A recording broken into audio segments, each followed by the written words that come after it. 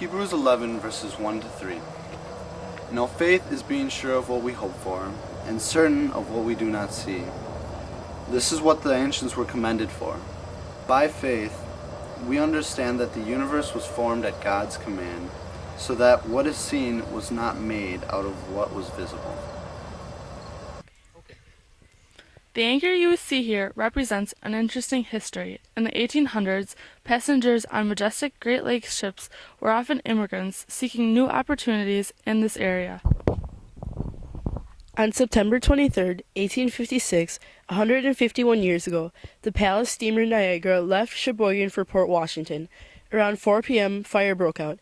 As smoke and flames consumed the boat 4 to 5 miles offshore, passengers panicked, causing one of Wisconsin's deadliest transportation disasters. Over 60 people died, many from drowning while frantically trying to board lifeboats. This anchor is located near the shores of Harrington Beach State Park in Belgium.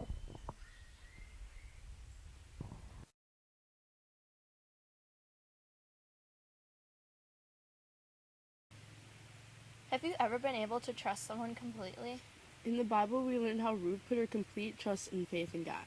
Yeah, she trusted God so much that she was able to give up everything she had to help her mother-in-law, Naomi.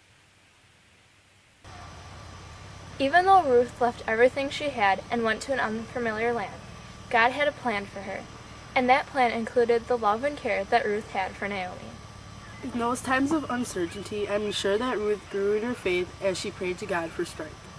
Ruth is a very good example of how we should live our lives, trusting in God and being anchored in faith of our Savior Jesus.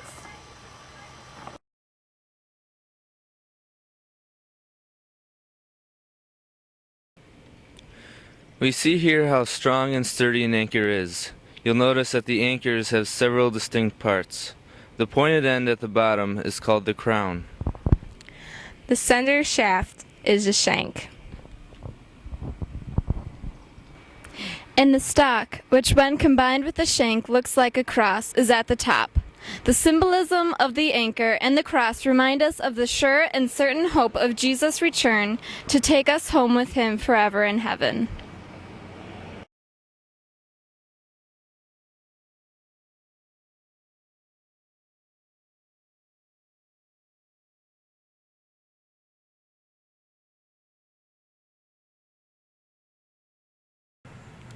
Have you ever had difficult times in your life where it felt like you were being tossed around in rough seas without an anchor? I bet that's how Job felt when he was being tested and tempted by the devil himself. Yeah, he lost his workers, his children, his home, pretty much all his earthly possessions. Basically all he had. The best part about Job's story is how his faith remained anchored in God. And in the last part of the book, Job said that God blessed him more in the latter part of his life than the first. Hebrews 11 verses 13 to 16. All these people were still living by faith when they died. They did not receive the things promised. They only saw them and welcomed them from a distance. And they admitted that they were aliens and strangers on earth.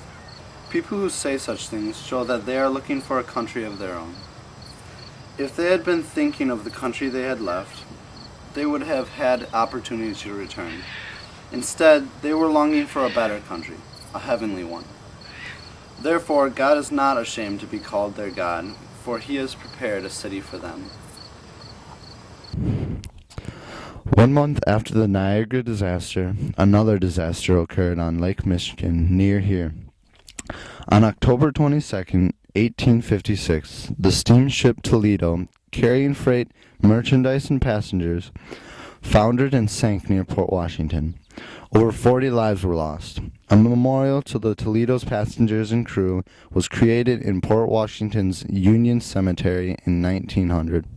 The anchor is also a tribute to the victims of the Niagara, which sank about a month before the Toledo.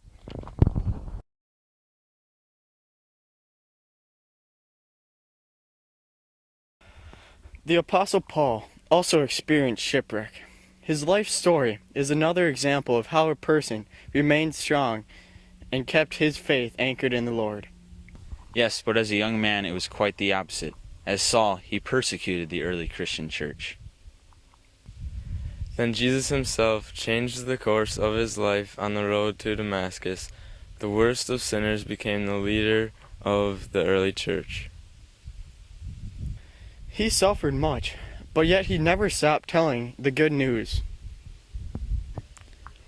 I can't imagine all that he endured, from poisonous snakes to persecution to shipwreck to prison to what he called his thorn in the flesh. Yes, Paul endured much, but through faith he remained solidly anchored in the Savior.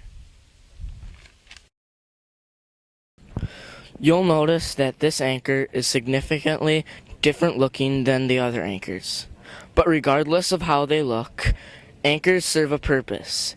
They keep a ship in one place, especially when it's being hit by a storm. What a wonderful picture of solid anchor we have in Jesus. He keeps us from being destroyed on the rocks when the winds and waves of uncertainty hit us.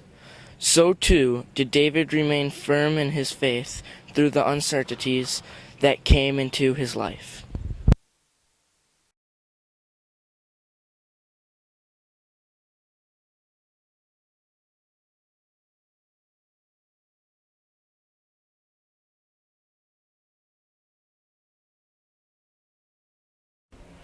You know, David's faith was amazing. The whole story with Goliath seems unbelievable. Even as a young boy, David's faith in Jesus was like an anchor that held him firm against the waves of doubt.